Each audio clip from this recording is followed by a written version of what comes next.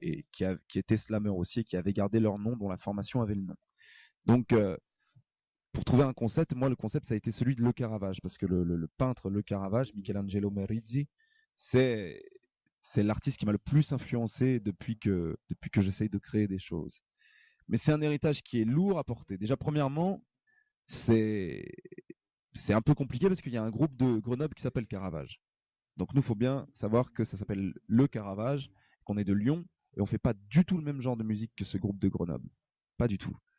À qui on souhaite bonne continuation d'ailleurs. On verra si à un moment donné il y a un problème par rapport à ça, mais bon, voilà, moi je trouve que c'est bien qu'il y ait plusieurs représentants de ce peintre et de ce grand artiste qu'est Michelangelo Merisi. Et après, le truc, c'est que voilà, ce nom-là et cet artiste-là, c'est pas qu'un peintre pour moi, c'est vraiment une sorte de metteur en scène. Moi, je suis comédien à côté, je fais du théâtre. Et Michelangelo Merisi, dans ses tableaux, il a vraiment une dramaturgie qui se développe et un certain réalisme. Ça a été le premier peintre à pas, comment dirais-je, exposer des personnages qui étaient parfaits. On sortait d'une période de la peinture où beaucoup de personnages étaient très idéalisés, notamment avec Michel-Ange, Michel-Ange, ce peintre qui a fait notamment le plafond de la chapelle Sixtine à Rome, qui a fait quelque chose qu'on connaît très bien, parce que c'est ces deux mains là qui se rejoignent, ça s'appelle la création de l'univers. C'est un super peintre que j'aime beaucoup, mais lui-même il avait une perception des corps qui était assez esthétiquement parfaite.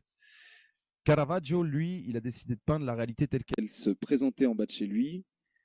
Et à l'époque, l'église romaine qui était la plus puissante du monde lui a commandé ces tableaux-là. Et à un moment donné, beaucoup de gens ont été offusqués parce que certains modèles de personnages représentaient la frange la plus basse du peuple. Eh ben oui, mais parce que lui, en fait, il peignait les paysans ou les prostituées en bas de chez lui, telles qu'elles se présentaient à lui. Et en ce sens-là, Caravaggio, c'était vraiment le... C'est une nouveauté et c'est sur RDFM. Écoute, c'est une nouveauté et c'est sur RDFM.